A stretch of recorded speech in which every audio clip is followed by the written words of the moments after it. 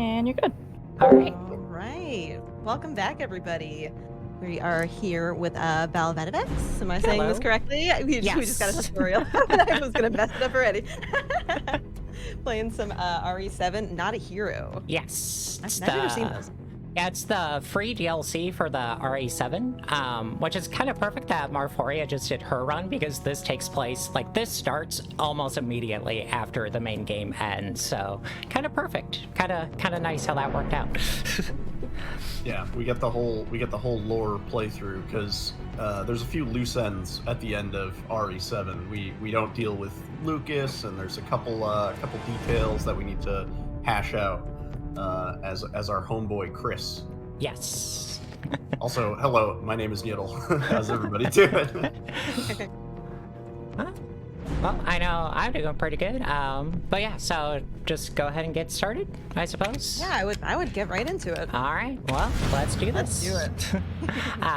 But yeah, so basically, at the end of Resident Evil 7, Chris comes in, saves the day, gets Ethan and Mia to safety, and then him and his team come back, and now you take on the role of Chris, your Bravo team, which went in first. Oh, I forgot the timer. He's good. Okay, there we go. Sorry about that. But yeah, so basically you have two objectives. Number one, rescue the Bravo team, and number two, to apprehend Lucas Baker. And so that is what we are on our way to do. So, but yeah, it's pretty nice, pretty fun little DLC. It's completely free, which is amazing, especially since it does directly continue the story. So right now we're just down in the salt mines, just making our way through, just trying to find Lucas. So yeah, you may recognize this. This is sort of the last area that we're in the RE7 run. So we're back in the salt mines. We're going through some of the same places, but we're going to be visiting some new places that we didn't see in the salt mines.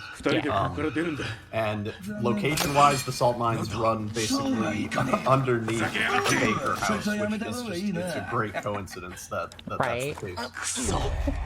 Yeah, it's a huge coincidence that all of this just happens to be under the Baker residence. It's fun. It's a great DLC. I highly recommend this DLC. It's definitely my favorite out of all of them. And like Marforia was saying during her run, all of the DLCs for this are really fun and amazing. This one is just my favorite out of all of them. It's just, I don't know. I like the movement. I like the like fights with the what would be like the boss fights in this one and all that. It's a lot of fun. Yeah. Where in the main game we don't really in the speedrun at least we don't really have to kill too much in the way of enemies like normal enemies. In this we actually have to do quite a lot of like running and gunning. So it has a bit more of a fast-paced feel. There's a little less focus on like puzzle sections and stuff. It's a lot more just fighting enemies. But it's a really fun. It's definitely a fun DLC. Oh yeah. Good question. What are the major skips thanks to the newly acquired 0D version? Because you are running on 0D right now, right? I am on 0D. Yes. Basically, the only it changes a few things, like that cutscene that we just saw with Lucas and the other, or one of the members of the Bravo team. His head didn't actually explode because we're on 0D. In the non-0D version, it pops. And then there's just a couple of other spots where the censorship, it just like, because they don't like the dismemberment and all that, so there's another spot coming up where somebody doesn't get decapitated, which actually ends up saving us time. So basically right now it's loading in the area. Right there, we're just waiting for the textures to change. That way we know the door will open. That door will not open until this area is fully loaded. So being on console, we have to deal with that. So we just pause there because that pauses the IGT and doesn't keep it running.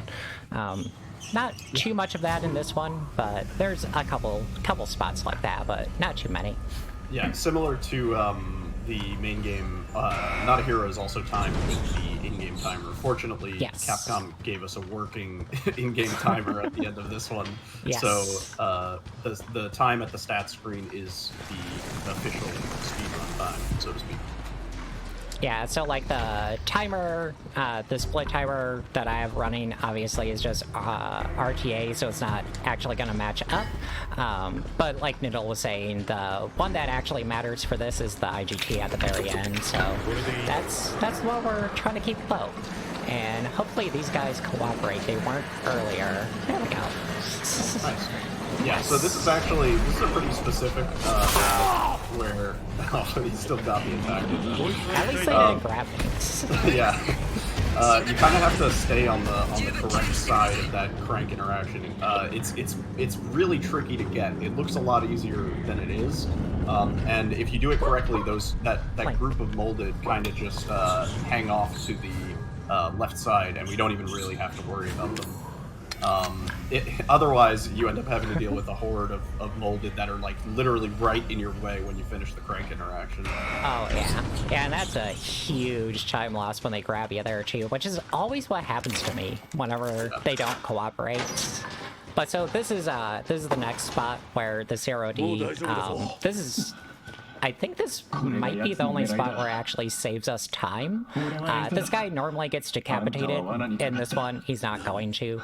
I don't think Niddle, you might know for sure, but I don't think the time save is as big in this as it is the main game with 0D.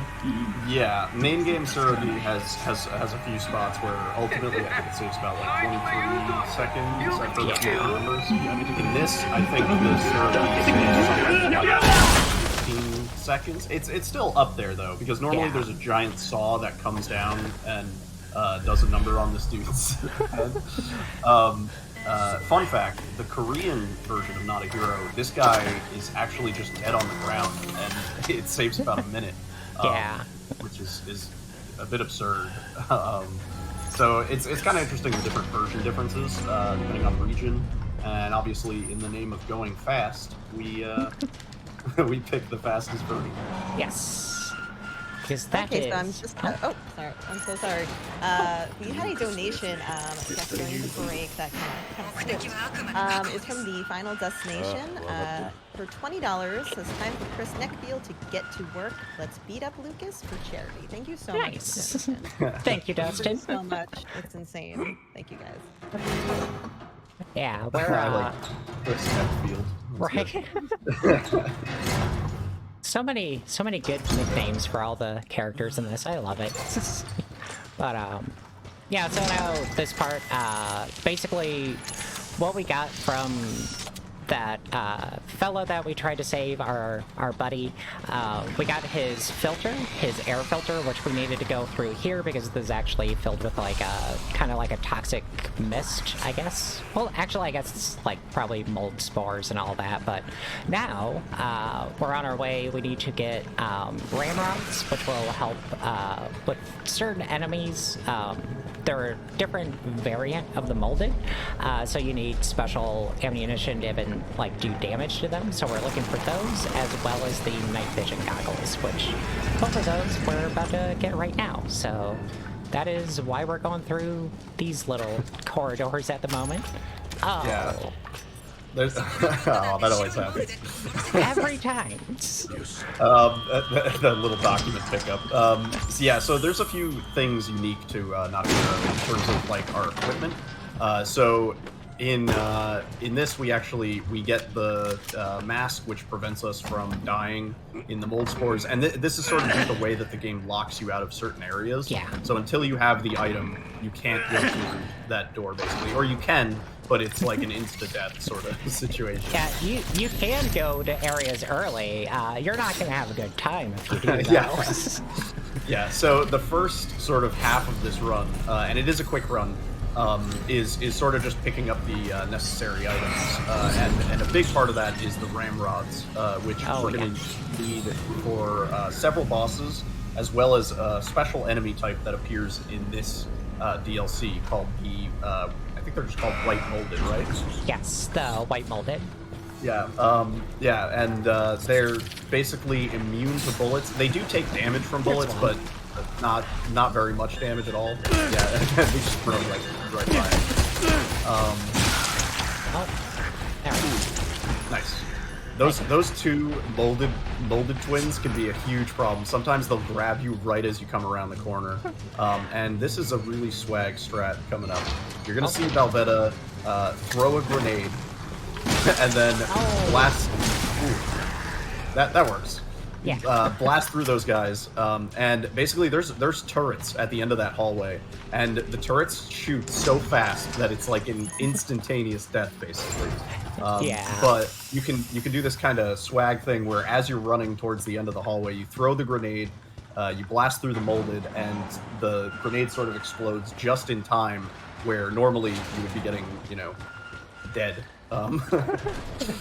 Yeah, because other than doing that, there is like no way of getting past those turrets. They will kill you every single time. Yeah, it's like it's a sort of unfair death. And now we're coming up to the laser section, which is always fun.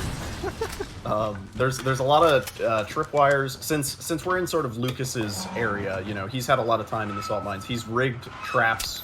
He's set up all these weird little puzzles, like we have to do this quick cart thing, and it's sort of Chris is dealing with all of these different obstacles. This is supposed to be a puzzle. I refuse to believe that anybody has ever struggled with this. I'm not really sure why one of my alerts just went off. I thought I heard something. Yeah, that's my follow alert. I didn't think that would be a problem since I'm not connected to my actual main channel right now. Awesome. Thanks for the follow. Yeah. How did it happen? Okay. Sorry about that. It's not even in this scene either. It's in OBS. But, yeah, so now we just need to get the clown key, which we'll get from this guy, who's the same clown from the Lucas section in the main game. Yeah, Asmar was talking about, Capcom certainly loves to reuse assets, which there genuinely is nothing wrong with that. No. So it's kind of cool seeing all these things from the main house reappearing here. And there's a few other little references throughout. Normally we would be, in a casual run, you'd be checking out some documents and getting some more lore and backstory, but we ain't got time for that. We're heading straight into the laser room. That's normally what you don't want to happen. Yeah. So this is one of the few insta-death sections in this DLC. There are a couple, including that hallway. Basically, these lasers, no matter where you touch them, how you touch them, Chris has a thick hitbox, Yeah, he so does. so sometimes you could be kind of past the laser, and just due to the way that your camera is set up, because if you're looking in the wrong direction when you uncrouch, you can actually trigger one of the lasers. So this is probably one of the heaviest reset points of the run, I would say, for most people. And it's one of those, it's like a double-edged sword, because, and I'm sure Balveda knows exactly what I mean, you want to do it fast, because you're I'm on a good pace, this is a good run, I'm trying to do everything as fast as I can, but then you risk the possibility of triggering the lasers and getting sent back to the start of the section. So it's do you take the risk, or do you play it safe? And it's hard not to be greedy when you're on a good pace, right? Oh yeah, and I've been getting a little bit riskier with this room, which is basically what happened there. I stood up just a tiny bit too early, I think, but yeah, this room, I swear there's been times where Chris has one stray hair standing up on the top of his head, and that hits the laser and done. Yeah, it's really weird, because it's almost like just the edge of his gun can trip a laser. So if you're passing by one and your gun is just a little too far out, or you're a little too far to the right, you can sort of screw the whole situation up. So all of our men are dead. we came to rescue some dudes, and literally every single one of them has had ketchup packets attached to their collars. So, so that was all for naught. Right. But now we have to go find. We tried though. We tried. Yeah, we definitely tried. But basically, Lucas had them all doomed from the start. He had them all rigged up to explode with their helmets. And this is one of the only retries in this DLC, actually. This is the only retry, I believe, unless you die in the bomb room. Yeah, that's true. It's supposed to be the only retry. But yeah, so basically we just retry there because it gets us up the ladder a little bit faster, and then also just kind of like it just instantly lines us up with that door. So as soon as it loads back in, you just start running, and it's pretty nice. Yeah. Yeah, compared to the main game, this doesn't have as many retries. It's a really like fun run since it's kind of short. You can just like bang out attempts, you know. If an hour-and-a-half long run like main game is a little too daunting for you or something like that, I could definitely recommend learning this run. It's a lot of fun. There's a lot of cool little strats, and you get to do some really cool boss fights, especially towards the end. Yeah, this is basically where, like, I love this part, like, from this part on, because, like, it's almost like a mini little, like, boss rush type of mode to finish off the game, because you're basically going from, like, what you could consider boss fight to boss fight to boss fight, after the first half, like, kind of like you were saying, basically just being running around, gathering everything you're gonna need for basically this part on, so... Yeah, so we now have the ability to breathe in the spores, we can see in the dark, which actually we don't need anymore. But most importantly, we have the ramrods, and this is where I don't think we've used any ramrods up until basically this fight. So you may have noticed the Albert, which is the same gun that we use in the New Game Plus run for main game. This Albert's a little different. It has a larger number of shots, and it's able to use the ramrod, especially designed to take down these baddies. So this is a really specific setup that Belveda is doing right now with grenades and the shots to the head. Basically, the game gives you a limited number of ramrods, and you can complete the run having shot exactly the number of ramrods that you having infinite ammo helps for sure, but there we go. That's the fight.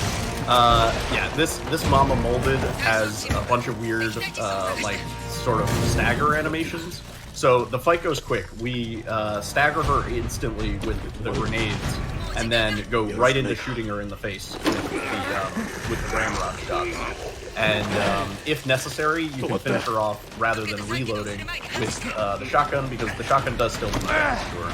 You don't need the ramrod in this fight, which is obviously makes up a lot. I think ramrods do 4,500 damage per shot, which something like is that. Yeah, that's like the most for any single shot in the whole game, let alone just the DLC.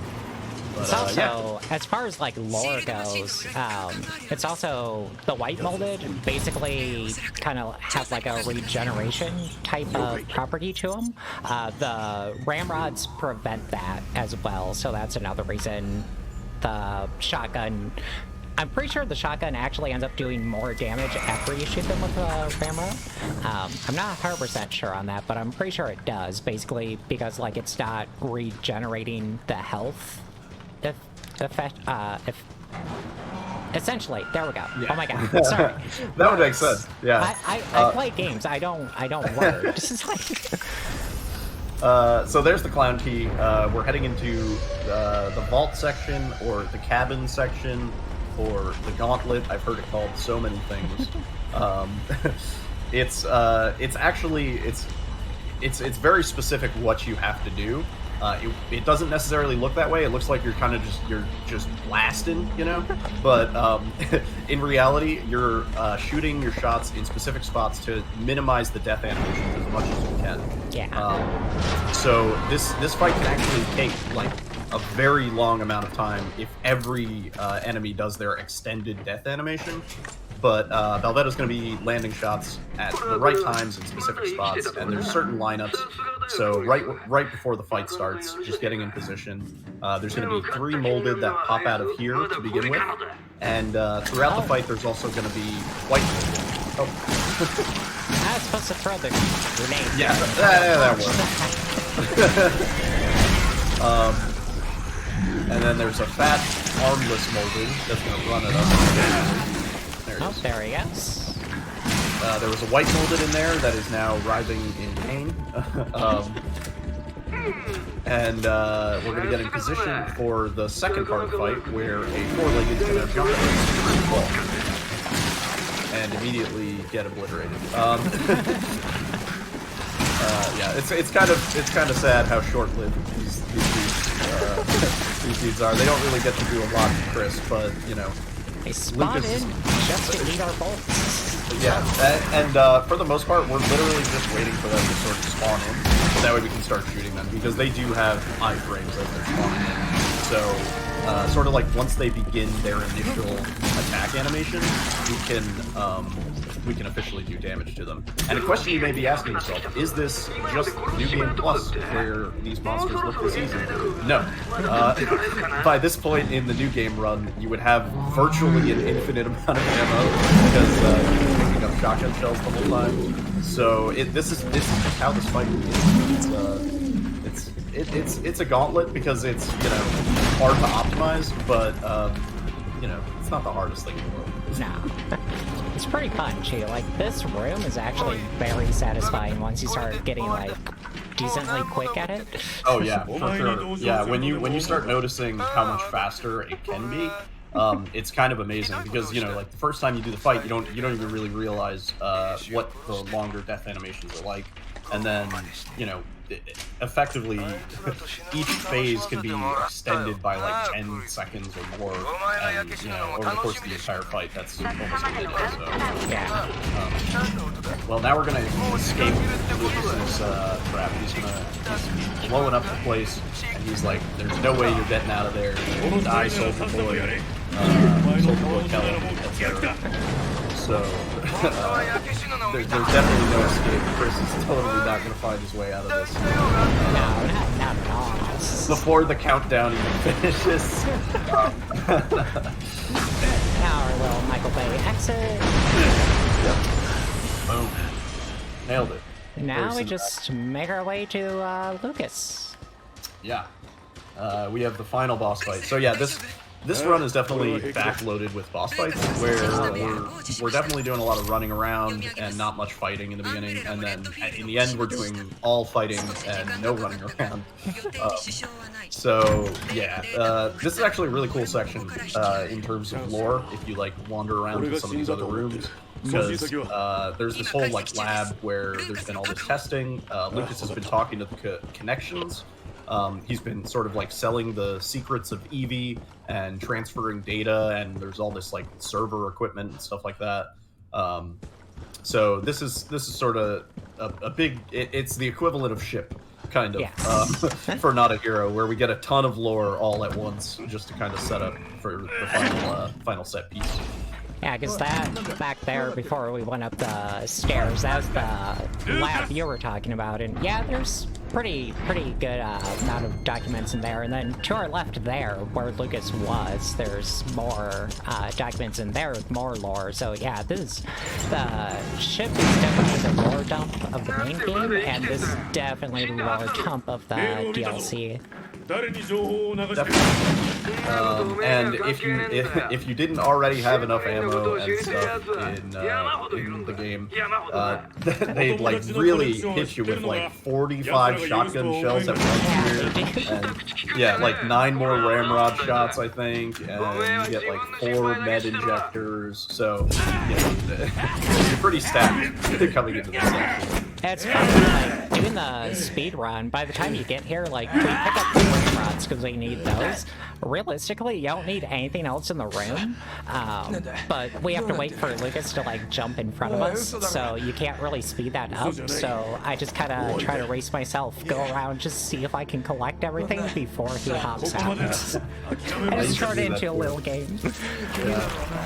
just a little mini game at the end of all the stuff. So yeah, Lucas waves a knife in front of our face, and it doesn't do a whole lot, and so we blast him, and it turns out that Lucas is a bit golden, and we're gonna see some Lucas fire. Yes. Which is really cool. This is really awesome sort of boss design. Boss fight. He has several phases, and they go quick. Ideally. Yeah. But yeah, Lucas actually thought we were dead. So we jump scared Lucas, and then Lucas jump scared us in return. It's totally fair. It's an eye for an eye. Oh yeah. And funny part about that, saying that we jump scared him, which we absolutely did. If you go into that little room and check the computer that he was on when he tried to see us, he was sending an email to the connection, and it ends mid-word because we jump scared him. So yeah. Lucas has several phases. Yes. Balveda's going to be using some signs to tell when he's ready to transition. So basically those first few shots were to get him to jump up here. Now he's going to fill the room with spores, and sort of this is, I guess, the true phase 2. Yes. And it's going to be quick because we just stagger him straight out of his jumping animation. Normally he would go into it as sort of an attack. It's kind of a big problem if you get hit by it. And that's phase 2. So once he jumps back up, that's going to be the start of phase 3. And he's going to jump down one last time. And this is where you just lay into it. It's like everything he's got, you just give him all the beans. There he goes. He likes to meme on it sometimes. Yeah, his attack animations are like really hard to block. So like there's like a timing thing you could do to like deflect them, like basically a parry. But it's really difficult. But yeah, that's not a hero. GG. And that's it. So we did it. We got him. And then I don't know, I guess should I let this play? Skip it? I don't know. Okay, sounds good. This is a couple of minutes. Although we do get to see how Chris thinks is the proper way of turning off a computer, which I always find very amusing. This is how I turn off my computer at the end of the day.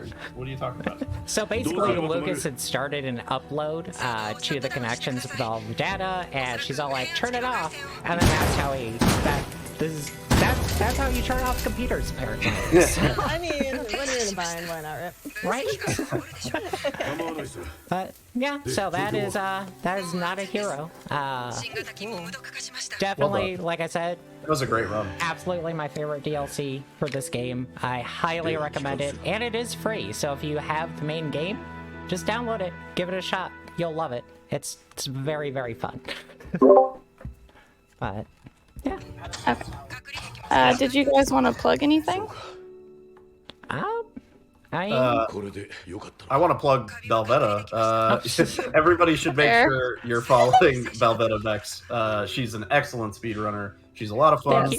She's very good at Dark Souls, much better than I am. Oh my god. Plays a lot of Sorry fun about stuff. that. You're gonna love her. I definitely recommend dropping her a follow, please. Thank you. Yes, And, I've already done the same. Oh, thank you. Yeah, and I guess if I have anything to plug, I guess it would be Niddle. Go check him out as well. Fair enough. Yeah, so thank you, though. This is a lot of fun. I'm very glad that I got to show this very fun DLC off for a very, very great cause. Thanks, you guys. That was great. So thank you guys. Thank all of you out in the audience. Thank you. It's been a lot of fun. So thank you for being here. We appreciate it. Thank you so much. Thank you so much for having us. Yay! That's great. Yes.